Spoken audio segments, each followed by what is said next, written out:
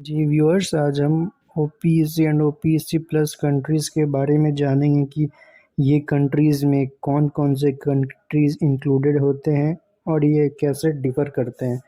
तो actually OPC stands for organisation of petroleum exporting countries, जिसका कि हेडक्वार्टर ऑस्ट्रिया वीना में है, जो कि ऑस्ट्रिया में है।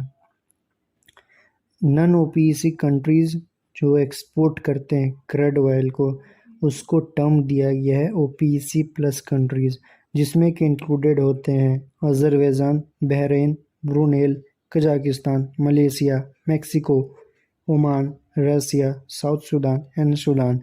ये OPEC plus countries mainly backed by होते हैं रसिया के द्वारा। और वहीं OPEC countries which included Iran, Iraq, Kuwait, UAE, Saudi Arabia, Algeria, Libya, Nigeria, Gabon, Equatorial Guinea, republic of Congo, Angola and Venezuela.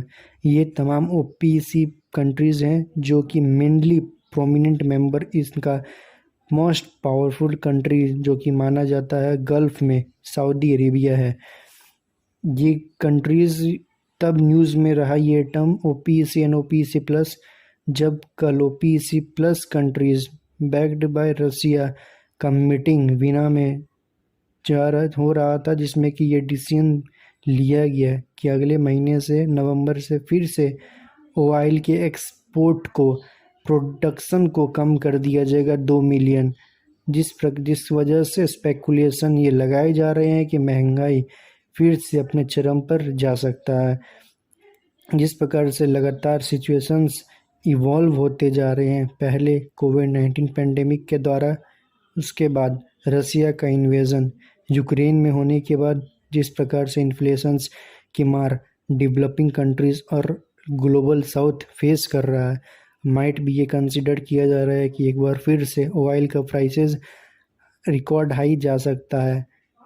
रसिया का इन्वेजन यूक्रेन में होने के बाद से ऑयल का प्राइसेस $140 पर बैरल हो चुका था। हालांकि कुछ सप्ताह से इसका वैल्यू घटकर $90 के आसपास ये सिंक हो चुका था। लेकिन कल डिसीजन आने के बाद ये स्पेकुलेशन लगाए जा रहे हैं कि ये फिर से 110 एक्सीड कर जाएगा। ये डिसीजन तब लिया गया जब G7 कंट्री, जिसे कि डेमोक्रेटिक वेल्दी कंट्रीज़ कहा जाता है, जो कि मेनली यूएसए बैक्ड कंट्रीज़ हैं, वो जहां ये डिसीजन बना रहे हैं किस तरह से रसिया के ऑयल मार्केट पर हिट किया जा सके, उसकी इकोनॉमी पर असर पहुंचाया जा सके by introducing cap on Russia oil. और इवन यूरोपियन यूनियंस भी जहां ये देख रहे थे कि किस प्रकार से वो रसिया के क्रूड ऑयल को बैन कर सकते हैं एंट्री अपने यूरोपियन यूनियन में।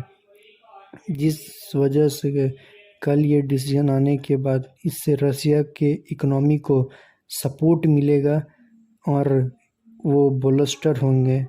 OPC and OPEC plus countries actually एक एनर्जी बेस्ड कंट्रीज है, जिसका कि काम होता है, इसमें टोटल 23 कंट्रीज दोनों ग्रुप को मिला के इंक्लूडेड हैं, जिसका कि काम होता है कि ग्लोबली ऑयल के प्राइसेस को मेंटेन किया जा सके। ओपीसी प्लस कंट्रीज़ ने लास्ट बार अपने प्रोडक्शन को कम कर दिया था 2020 में, जब पेंडेमिक आने के बाद से ऑयल का प्राइसेस लगातार घटते जा रहा था। तो उस समय अपनी इकोनॉमी को सपोर्ट प्रोवाइड करने के लिए, क्योंकि इन कंट्रीज़ का मेनली सपोर्ट सिस्टम उसका नेचुरल रिसोर्सेज है, या जैसे कि क्रूड ऑयल हो सके, मिनरल रिसोर्स हो सके, नेचुरल गैस हो सके, ये इनके मेनली बैकबोन है इनकी इकोनॉमी के। इसीलिए ओपीसी प्लस कंट्रीज ने 2020 में लास्ट टाइम अपना प्रोडक्शन घटा दिया था। लेकिन फिर से अब ये डिसीजन लिया गया है कि अगले महीने ये प्रोडक्शन फिर से घटा देंगे।